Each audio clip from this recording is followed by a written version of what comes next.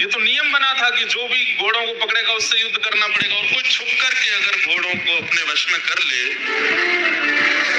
मैं उसको मारूं ना, ये कैसे हो सकता है? तब नारद जी महाराज बोले, क्योंकि जिसने तुम्हारे घोड़ों को अपने वश में किया है वो सामान्य नहीं है, वो तुम्हारा शत्रु नहीं, तुम्हारा मित्र बनने योग्य है। ऐसा क्या गुण है उसमें? कोई बहुत बड़ा दिग्विजयी राजा है या क्या क्या ऐसी क्या खूबी है उसमें कि मैं उसको अपना मित्र बनाऊं? तो नारद जी महाराज ने कहा, जिस प्रकार तुम कृष्ण भक्त हो, ऐसे ही जिसने तुम्हारे घोड़े हरण किए हैं वो भी कृष्ण भक्त है। कुंतलपुर का राजा, उसका नाम है चंद्रहास। इसलिए तुम उस पर बाण चलाने की कोई चेष्टा मत करो। अर्जुन तो तुरंत ये बात सुनकर के, वो कृष्ण भक्त है। अर्जुन बोले, मैंने पहले तो कभी नाम नहीं सुना चंद्रहास का। बोले, जरूरी थोड़ी है कि सारे भक्त प्रकट ही होते हैं, कई अप्रकट भक्त होते हैं, और अप्रकट भक्त ठाकुर जी को अति प्रिय होते हैं, जो अपनी भक्ति प्रकट ही नहीं करते, पता ही नहीं चलने देते, बगल वाले को नहीं पता, बगल वाले की बात पत्नी को नहीं पता कि ये भक्त है। ऐसे भक्तों के चरित्र भी भक्तमाल जी में, अंतर्निष्ठ राजा, पत्नी को ही नहीं पता कि पति भक्त है।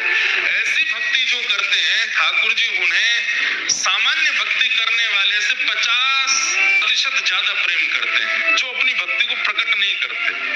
तो अर्जुन ने जैसे ही सुना कृष्ण भक्त, धनुष बाण तो नीचे रख दिए, युद्ध सब भूल गया।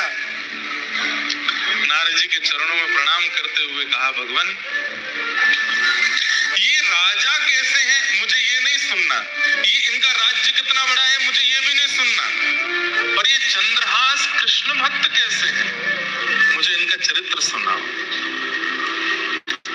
और आपको सुनकर के आश्चर्य होगा, नारद जी महाराज बोले, तो फिर अस्त्र शस्त्र दूर रखो, अस्त्र शस्त्र दूर रखे। बोले, पूरी सेना को कहो ये भी अस्त्र शस्त्र दूर रखें, सब लोग बिल्कुल श्रोता बन करके बैठो। कहाँ रणभूमि में रण करने के लिए जा रहे थे, लेकिन जैसे ही कहा कि मुझे चंद्रहास जी का चरित्र सुनाओ, नारद जी ने कहा अस्त्र शस्त्र दूर करो। सब दूर करके जब सब लोग सामने बैठ गए, तो नारद जी ने थोड़ी परीक्षा ली। अश्वमेध यज्ञ चल रहा है हस्तिनापुर में, तुमको विलंब नहीं होगा पहुंचने में। अब तुम यहाँ भक्त चरित्र सुनने के लिए बैठ रहे हो, चंद्रहास जी का चरित्र सुनने के लिए बैठ रहे हो, विलंब हो जाएगा, तुमको अश्व लेकर के वहां पहुंचने हैं, युधिष्ठिर जी का यज्ञ अधूरा रह जाएगा। वर्षों से चल रहा यज्ञ, इतने संत, इतने ऋषि, इतने महात्मा उसमें उपस्थित हो रहे हैं, सब धरा का धरा रह जाएगा, क्योंकि कथा तो एक बार प्रारंभ होगी, कब पूरी हो इसका कोई निदान नहीं है। अर्जुन की ये बात कथा को प्रकट करा देती है। अर्जुन कहते हैं, अगर कोई कृष्ण भक्त का चरित्र सुनने में अगर वर्षों भी लगे, तो उस पर सैकड़ों अश्वमेध यज्ञ में बारी बारी करूं, पर एक भक्त का चरित्र तो मुझे सुनना है। एक भक्त के चरित्र पर 100 अश्वमेध यज्ञ बारी जामे, पर आप तो भक्त यश सुनाओ। नारद जी महाराज बोले, तो ठीक है, मैं अब तुम्हें चंद्रहास का सुंदर प्रसंग सुनाता हूँ। जैसे ही नारद जी ने कहा मैं प्रसंग सुनाता हूँ, इतने में एक दिव्य तेज प्रकट हुआ, और तभी क्या देखते हैं, वंशी विभूषित करा नवनीर दाभा, पीतांबरा दरुण बिंब फलाधरोष्ठा, पूर्णेन्दु सुंदर मुखा विंदनेत्रा, कृष्णा परम किमपि तत्त्वमहम्। एक तेज प्रकट हुआ। अर्जुन बोले, ये तेज कैसा? अर्जुन को लगा शायद चंद्रहास जी आ रहे होंगे, पर जैसे ही तेज विश्राम हुआ, मुरली मनोहर श्याम सुंदर प्रकट हो गए, और प्रकट होकर के अर्जुन के बगल में आसन लगाया, वहीं बैठ गए। अर्जुन बोले, नाथ ये कैसी लीला आपकी? बोले, भागवत की कथा सबको सुनने का अधिकार है, भक्त चरित्र का मुख्य श्रोता तो मैं हूँ, सबसे पहले मैं आकर के बैठूंगा, व्यास जी का तिलक करूंगा, तभी कथा होएगी। भक्त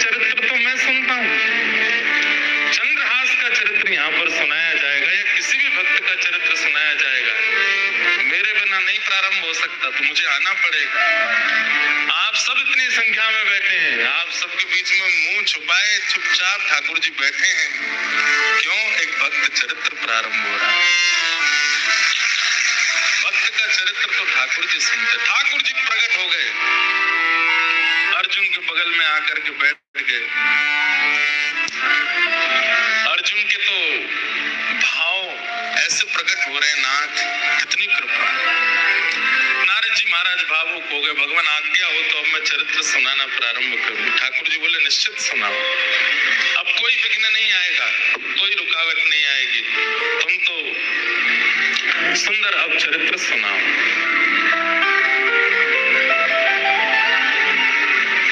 केरल देश में एक राजा थे, बड़े प्रतापी राजा, और उन प्रतापी राजा के यहाँ एक पुत्र ने जन्म लिया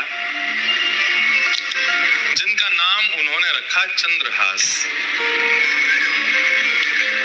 धीरे धीरे बालक जब 3 वर्ष का हो गया, बहुत सावधानी से सुनिएगा सब लोग, बालक जब 3 वर्ष का हो गया तब केरल देश में एक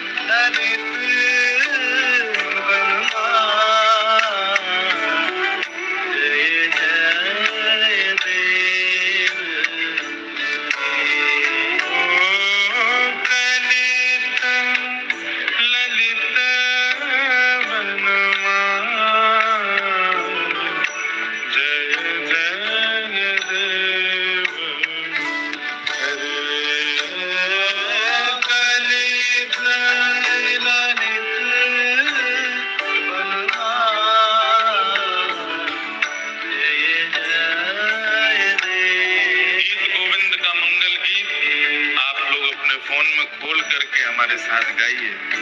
महाप्रभु जगन्नाथ, द्वारिकाधीश, बद्रीनाथ सब ठाकुरों को अति प्रिय है गीत गोविंद। गाइए भाव से।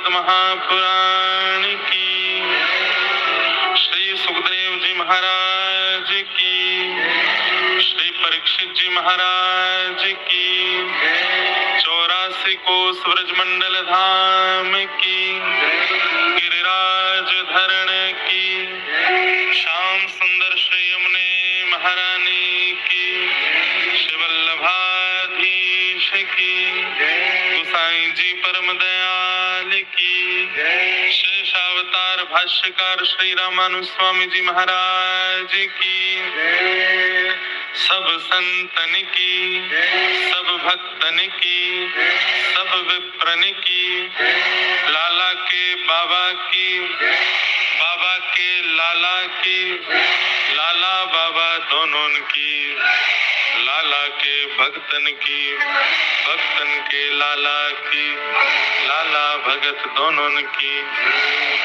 लाडली के लाल की, लाल की लाडली की, लाडली लाल दोनों की, रज रानी की, रस रानी की, महारानी की, जय जय श्री राम। नमः पार्वती पतये हर हर महादेव। द्वारिकाधीश की, रण छोड़ राय भगवान की जय। परम मंगल में प्रात प्रखलेश्वर अकारण करुणा वरुणालय भक्त वांछा कल्पतरु तड़िद्वत वलिंदित पीतांबरधारी श्री बालकृष्ण लाल की शब्दमयी वाणीमयी वांगमयी प्रतिमूर्ति हम आप सबके मध्य में विराजमान श्रीमद् भागवत महापुराण को बारंबार प्रणाम। मंच पर विराजमान विप्रवृंद, श्रीमद् भागवत जी की संगीत सेवा में विराजमान समस्त गंधर्वजन, कथा के निमित्त मात्र यजमान परिवार, समस्त समिति के लोग एवं गुजरात, बड़ोदरा और आसपास जहां कहीं से भी आप सब पधारे हैं, आगंतुक समस्त श्रोता भाई बहन मातृशक्ति बालक मित्र सखा सबको जय श्री कृष्ण, जय सिया राम, जय श्रीमन नारायण, जय जय श्री राधे। ठाकुर जी की परम कृपा हम आप सब लोगों पर। नव वर्ष के प्रारंभिक दिन हैं और भागवती कथा का हम आप सब लोग रसस्वादन पान कर रहे हैं। संस्कार की भूमि, कला की भूमि ये बड़ोदरा, जहां एक से एक कलाकार, एक से एक संस्कार युक्त, एक से एक संगीतज्ञ, एक से एक ज्ञानी जन जहां विराजते हैं वो बड़ोदरा है। पहली बार हमको आने का अवसर मिला बड़ौदा।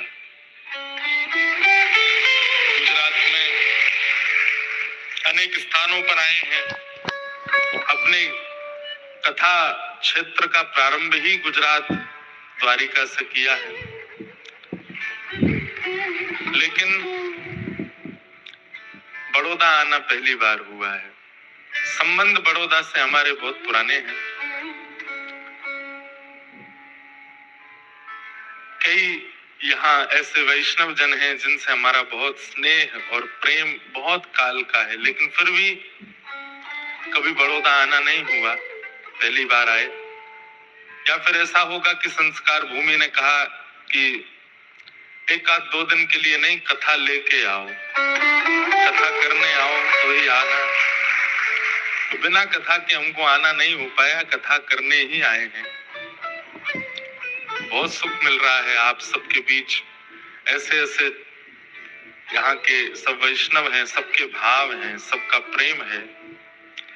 हमारे केजरीवाल जी तो इतनी बड़ाई करते हैं बड़ोदरा के लोगों की, इतना स्नेह और इतना यहाँ के सब लोगों का स्नेह बताते हैं। आप सबको बहुत बहुत वंदन है। इस प्रशंसा से फूलिएगा मत। प्रशंसा कोई और करे ये हमारी योग्यता नहीं, हमारी प्रशंसा ठाकुर जी करें, ये योग्यता है। नरसिंह मेहता की सब बुराई करते थे, ठाकुर जी प्रशंसा करते थे। मीराबाई की सब निंदा करते थे, ठाकुर जी प्रशंसा करते थे। और एक बात और है, ठाकुर जी जिसकी प्रशंसा करते हैं उसकी सब निंदा ही करते हैं। या फिर ऐसा करते जिसकी सब निंदा करते हैं ठाकुर जी उसमें भी गुण देख के उसकी प्रशंसा करते हैं। हमें ऐसा जीवन बनाना है, अपने आप को ऐसा निर्माण करना है कि ठाकुर जी हमारी प्रशंसा करें, ठाकुर जी हमसे रीझ हैं। बंधुओं, कल्याण की परिभाषा सब लोगों की अलग अलग है, पर मैं अपनी स्पष्ट रखता हूं। मेरा कल्याण क्या है कि वो मुझसे रीझ हैं, बस वो प्रसन्न हो जाएं, मिले, मुझे स्वीकार करें, इतनी योग्यता मेरी नहीं। बस वो जब कोई कह दे उनकी सभा में, एक टूटी फूटी वाणी में कथा करता है इंद्रेश, ठाकुर जी बस मुस्कुरा जाएं, वही हमको चाहिए और कुछ नहीं चाहिए, वो मेरा कल्याण है। वही हमारा कल्याण है कि वो हमको हमारी याद करके, हमारा नाम सुन के, हमें देख करके वो हंस जाते हैं, वो मुस्कुरा देते हैं। और उसके लिए हमें जो करना पड़े वो करना है, उसी के लिए तो हम कथा कर रहे हैं, आप सुन रहे हो। इससे अधिक हमारी चाह नहीं है क्योंकि हम योग्य नहीं। लेकिन नाथ आपकी प्रशंसा के केंद्र बिंदु में तो हम आ सकते हैं। आप रीझ जाओ बस हमसे, और कुछ नहीं चाहिए। नरसिंह मेहता को सबने निकाल दिया घर से, भाभी ने घर से निकाल दिया, भाई तो मौन ही रहते थे क्योंकि पत्नी के अधीन थे, तो पत्नी जो कहती वो मान लेते थे। घर से निकाल दिया। और ठाकुर जी जिसको स्वीकार करते हैं, भले ही दुनिया उसको ठुकरा दे, उसे क्या आवश्यकता। ठाकुर जी ने अक्रूर जी महाराज को कहा कि जाओ मेरे नरसिंह का भवन बना के आओ। और श्री अक्रूर जी महाराज प्रकट हुए, नरसिंह मेहता देख करके बोले, भैया आप कौन? बोले हम अक्रूर हैं, ठाकुर जी ने हमको भेजा है कि आपका भवन निर्माण करना है। जय हो, बड़ी कृपा ठाकुर जी की, बना दो। भवन निर्माण हो गया, सब कुछ ठाकुर जी ने उनके लिए कल्याणकारी नियमित कर दिया, निमित्त कर दिया। कुछ समय बाद बड़े भैया आए नरसिंह मेहता के पास और आकर के बोले, पिताजी का श्राद्ध है, घर आ जाना। भले ही हम अलग अलग रहते हैं लेकिन पिता का श्राद्ध तो साथ ही करेंगे।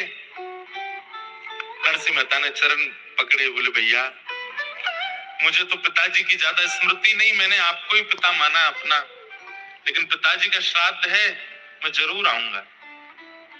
लेकिन जब से मैं घर से अलग हुआ हूं, मैंने सेवा रखी है ठाकुर जी की, तो सेवा करने में, भजन कीर्तन करने में समय निकल जाता है काफी, तो मैं सेवा से निवृत्त होके आऊंगा। और उसमें मुझे कितना बच जाएगा, कितना समय लगेगा मुझे पता नहीं, तो पर मैं आऊंगा, पर सेवा निवृत्त होके आऊंगा। अब नरसिंह मेहता जी ने कुछ गलत तो कहा नहीं था, लेकिन भैया को ये बात बुरी लगी। पिता का श्राद्ध है और अभी भी तो ठाकुर जी की सेवा की प्रधानता बता रहा है, बिल्कुल आने की आवश्यकता नहीं है। मेरा तेरा भाई का संबंध भी आज मैं नष्ट करता हूं। अरे पिता का श्राद्ध है, अभी भी वो ठाकुर की सेवा करके आएगा। नहीं नहीं, मेरा वो मतलब नहीं भैया, सेवा ठाकुर जी आपके लिए जड़ होंगे, मेरे लिए तो सचल हैं, उनको तैयार करके सेवा करके तभी तो आ पाऊंगा।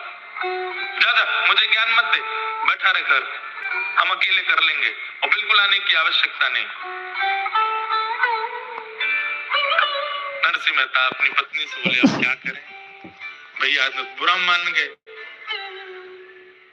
तो बोले, अब तुमने मन से तो कहा नहीं, लेकिन एक बात सुनो, है तो आपके पिता भी जिनका श्राद्ध है, आप अपने घर पे करो, भैया मना कर गए स्पष्ट कि मत आना, अब जाओगे तो और विवाद होगा, श्राद्ध में विघ्न हो जाएगा, आप अपने पिता का श्राद्ध यहीं घर पे ही कर लेना। ठीक है, जाओ अपने कुलगुरु को बुला के ले आओ। नरसिंह मेहता अपने कुलगुरु के पास गए, जाकर के कहा पिताजी का श्राद्ध है। बोले हमने तो तुमको वंश से निकाल दिया, हमने तो तुमको जाति से निकाल दिया, अब क्यों आए हो तुम? बोले भले ही मैं जाति से अलग हूँ, लेकिन पिताजी तो मेरे आपकी जाति के ही हैं, उनका श्राद्ध करवाने आ जाइए। कुलगुरु जी बोले हमने तो आपके बड़े भैया को वचन दिया है, उनके यहाँ जाएंगे और एक बार में एक ही जगह श्राद्ध खाना चाहिए, आपके यहाँ नहीं आ पाएंगे, आप कोई और व्यवस्था कर लो।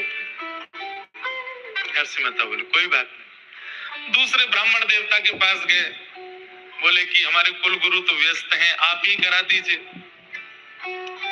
तो ईर्ष्यालु लोग, ऐसा नहीं है कि आपसे जलने वाले लोग, ईर्ष्या करने वाले लोग मुंह पे ईर्ष्या करते हैं या पीठ पीछे ईर्ष्या करते हैं, वो कई बार कर्म के द्वारा भी ईर्ष्या प्रकट करते।